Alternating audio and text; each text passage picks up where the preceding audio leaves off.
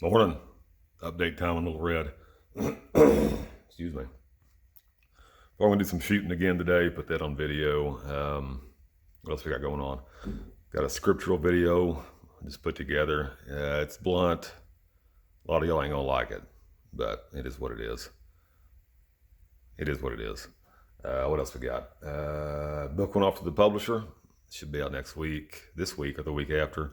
I am 1 and 6. Thoughts for scriptural thoughts for those called to be defenders, based on Luke 22:38, where one out of 6 apostles was armed. We go into why self-defense is a responsibility, not a right.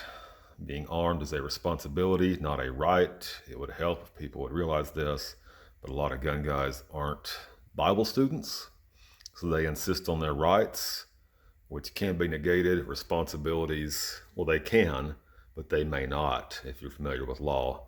So we have a responsibility to be armed. We have a responsibility to defend.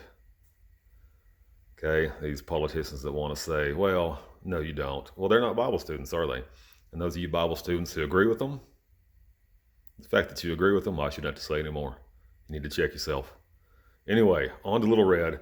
Finally, the weather was nice yesterday. The roads were dry. The snow's mostly gone, at least for now.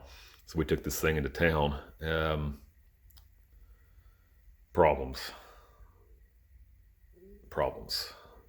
The micro squirt's going to go away. I just can't deal with it. The auto tune on it's junk. It hunts. I'll get it where I want it tuned manually off of data logs and stuff, and it won't hold it. I'll do a pull, and then the micro squirt will start brain farting, and it'll start running on. It feels like 4 cylinders. It sounds like 4 cylinders. So I've lost 2 of the spark outputs. I'll have to pull over to the side of the road, turn the truck off, restart it to get my 4 cylinders back. What else we got going on? It will not trim the fuel enough. So on 11 pounds yesterday, we used the HP Tuners, 8th Mile app, which actually looked like it worked pretty accurately. So no stall up, no nothing. Just put the gas pedal on the floor, drive through the tire spin. It ran at 8.4 at 87 miles an hour, which is what my little green truck did with a slower mile an hour 20 years ago. But it wasn't this awesome. That's on 11 pounds and a pig-rich 10.0 AFR, which may have actually been lower because the gauge was pegged at 10.0. So we'll see.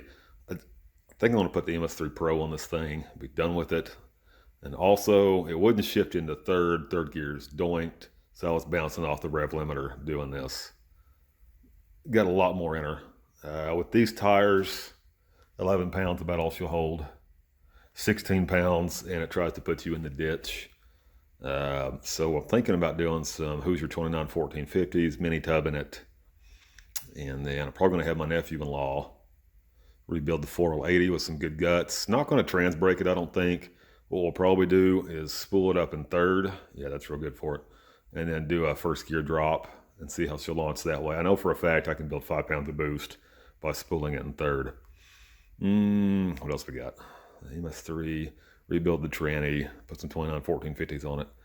Problem is that cuts into Bedonka, the Dooley's project.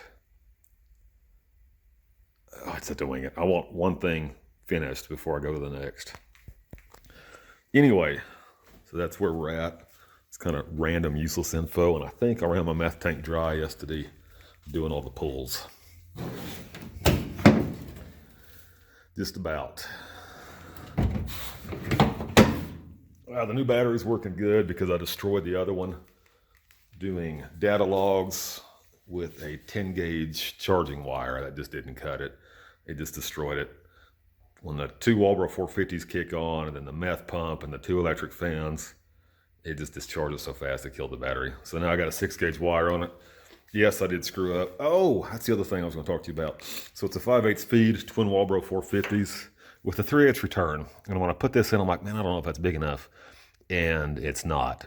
I think part of my problem with the crazy low AFRs is the regulator can't handle the volume through that small 3/8 hose.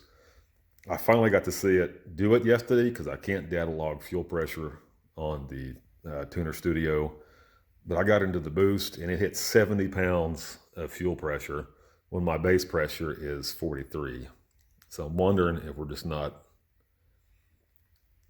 hitting the injectors with too much pressure, which is screwing up the pulse width, which is tanking my AFR. So we're going to try that as well. Give that a go. Anyway, just a random Rambletron. You guys have a good Sunday.